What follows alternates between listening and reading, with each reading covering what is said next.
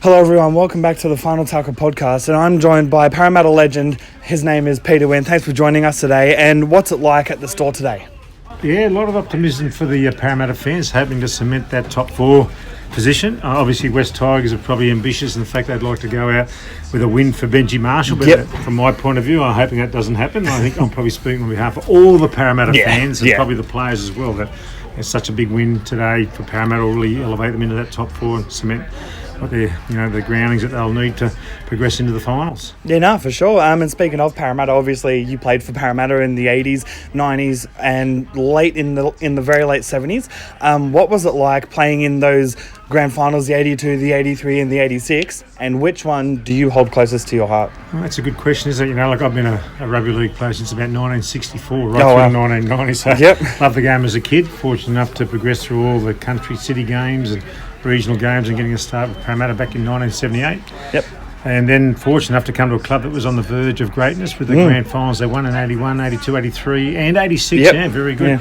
So for me, I think reflecting on those games, it was awesome that Parramatta were able to achieve their goal was to win the grand final. I mean, obviously they were unlucky in 76 when they were beaten by Manly, and in 77 beaten by St George. Yep, and unlucky in the 80s against the Bulldogs as well. In 84, you're correct. I think it was 84, yeah. We got beaten in the finals in 79 and 85 by the Bulldogs. Which took us away from the grand final. So we got that very close. But probably reflecting back now, I think probably for me it was the 83 grand final, starting and finishing that game, and the fact there was such an important game in the history of rugby league for the simple fact that it was an opportunity for Parramatta to win their third grand final in a row, which hasn't been done previously since I think it was St George. And since then it hasn't happened. The Roosters are looking sharp, except for last night. What are your thoughts on the Roosters for this year? Oh, look, you can't write them off. They're a great side. Obviously last night they may have been a little bit relaxed. They knew they'd cemented their top four position, so there was as much hinging on that performance last night is what's going to hinge on their performance next weekend when they play in the semi-final. So I'm sure they'll be ready. The coach will take on board what happened last night. It'll be hard to beat the Roosters in any game. So I reckon. But not too concerned about the Roosters, CJ. Who would you be concerned about? Sorry, not Penrith.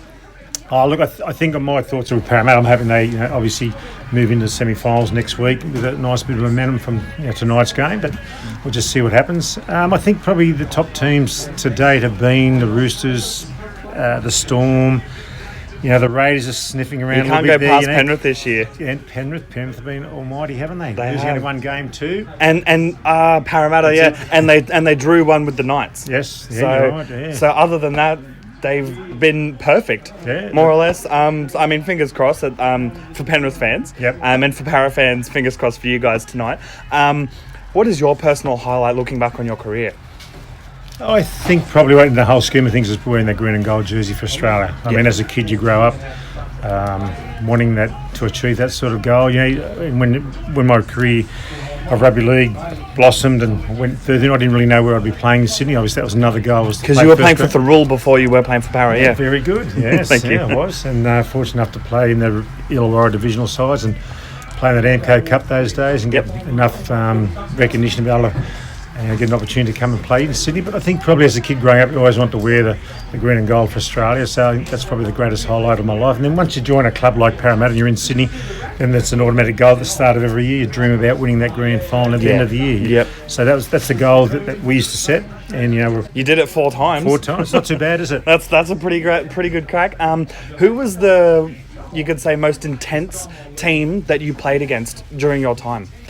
Look, I think from 79 is when I started at the club right through 1990. Parramatta had some almighty clashes, whether it be with St George, whether it be with the Bulldogs or Manly.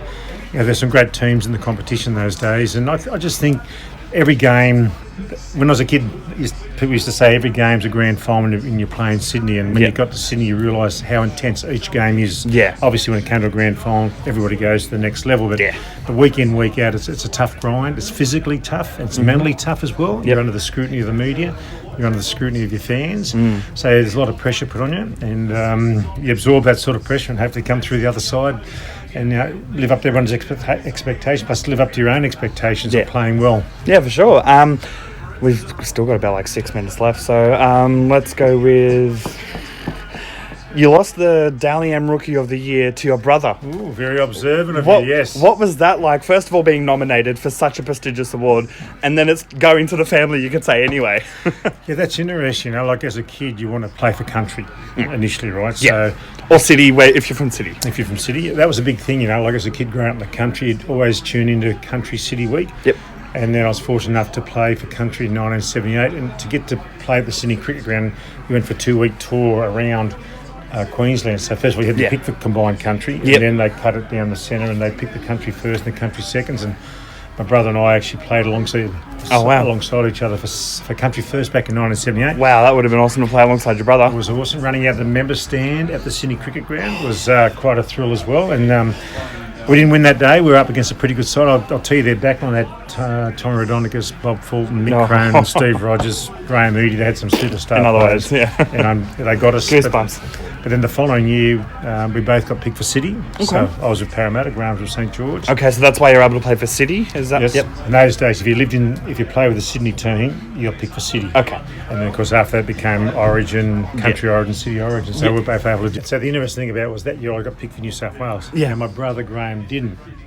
But Graham won the grand final, and unfortunately I didn't. So I'm just trying to work out, how did they give him Rookie of the Year over me? But because you made New South Wales, but he won the grand final. What about that? Let's have a protest, okay? Yeah, robbed of the Dally M. I don't think you get the trophy back off him, though. He'll be hanging on with 2 hands. But yeah, that was a great honour for the family, great honour for him, and I'm very proud of the fact my brother was able to achieve that. Yeah, for sure. I guess what few more questions.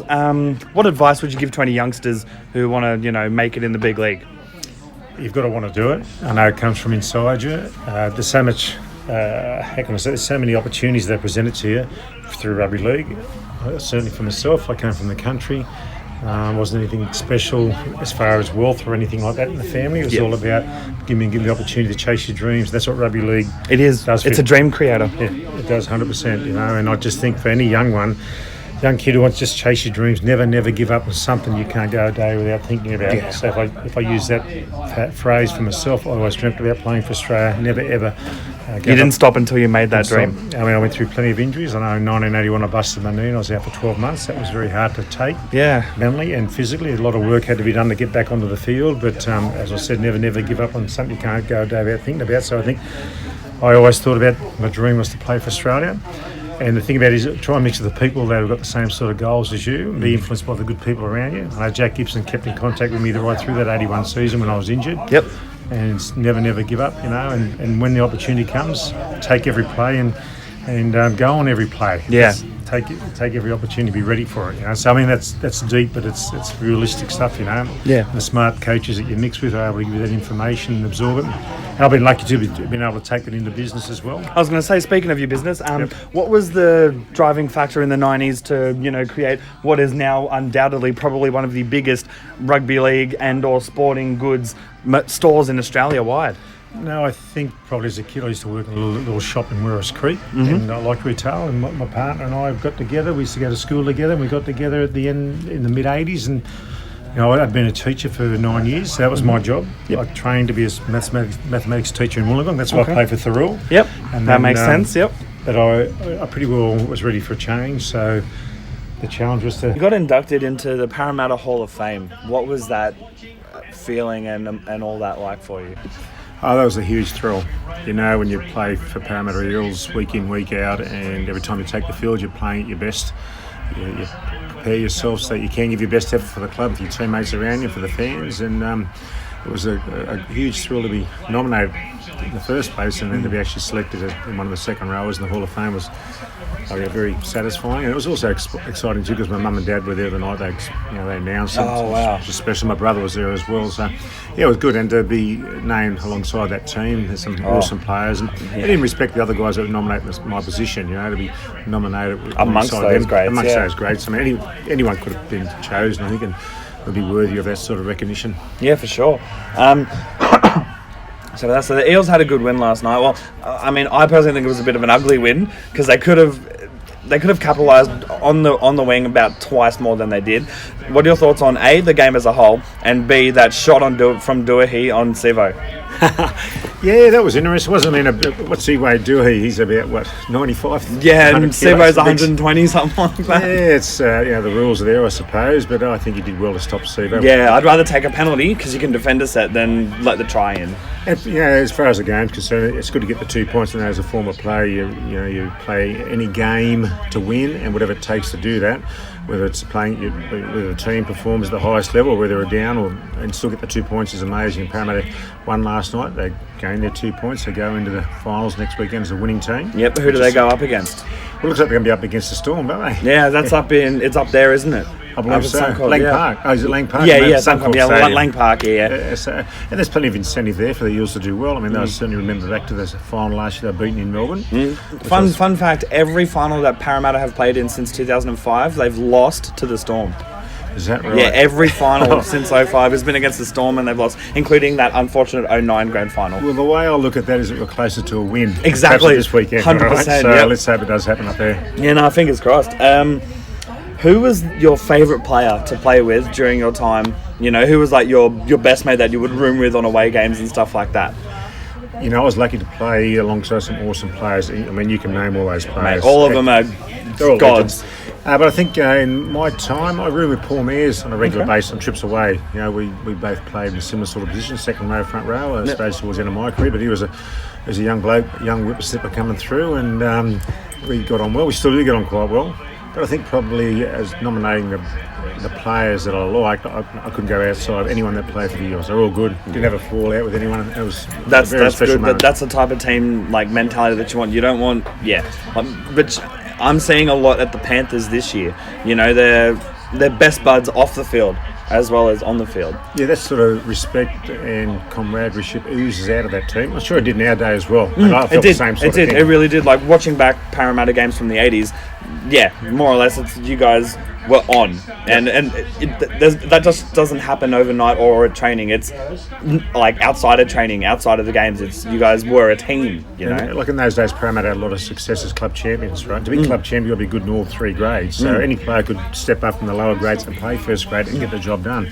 And you didn't have any worry about him not being able to perform on the day. And certainly Jack Gibson and John Mooney and Terry Fernley, Johnny Peer, they always gave the young blokes an opportunity, and then it was up to them to I was going to say, what was it like being coached by the super coach Jack Gibson? Yeah, Jack was very special. You wanted to do it for him just as much as you wanted to do it for yourself and for the fans out there. And in fact, Jack had plenty of credentials. He was a premiership-winning player, premiership-winning coach. He played in grand finals for the Roosters. He played in grand finals for Western Suburbs Magpies as well back in the early '60s. So he came to the club with a lot of credentials, and he's a guy you respected for his near presence. He knew he'd been there and done that before, and anything he said, he took Jack seriously. Yeah. He had a good presence about him. You respected the man, and he took interest in you on the field and off the field.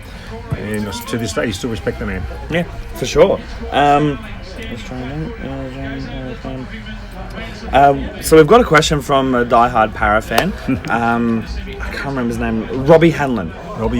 He's a massive fan. His son actually plays in the SG Ball at the moment. Okay. Anyway, he asks, when did you open your shop? And I know we already covered this, but what was the inspiration behind opening the shop? The shop was opened in 1988, February 1988. We're very lucky too, because on that particular day that we opened up, Dennis Fitzgerald and Les Muir from the Telegraph ran a story saying that Parramatta Eels were going to be on the back of a truck doing a tour around Parramatta, and they'll be stopping off at Peter Wynn's shop, which is really good publicity. Yeah, it was awesome. Yeah, we had a lot of good coverage in the day. I think on the back of having a Parramatta presence as a player, and then to open up in business, it certainly helped me enormously. But my brother-in-law and I got together many years ago to speak about doing something, and the timing was right for us to get together and to open up back in, as I said, February 1988. Oh. And you guys have been open ever since. And it's massive. Anyone, as I said just before, get down to Peter Wynn score, because if you don't get there, you haven't scored. Honestly, that's how good it is. Score here. You don't score anywhere. No? You'll never score. Yeah. You have to practice that for me. Okay? I will. So actually, at the end, I'll do a quick click, and then I'll get you to say that. At the end, here, you'll never score. Oh, yep. Well, I'll use that as the very ending of the episode. That's about it, really. State of Origin being at the end of the year instead of mid-season. What are your thoughts on that? And who do you think will be a smoky for the spine for New South Wales? Oh, you asked me some tough questions. I know through my experience of playing State of Origin, which I was fortunate enough to play for New South Wales pre-State of Origin in 1979, and then to play State of Origin in 84 and 85.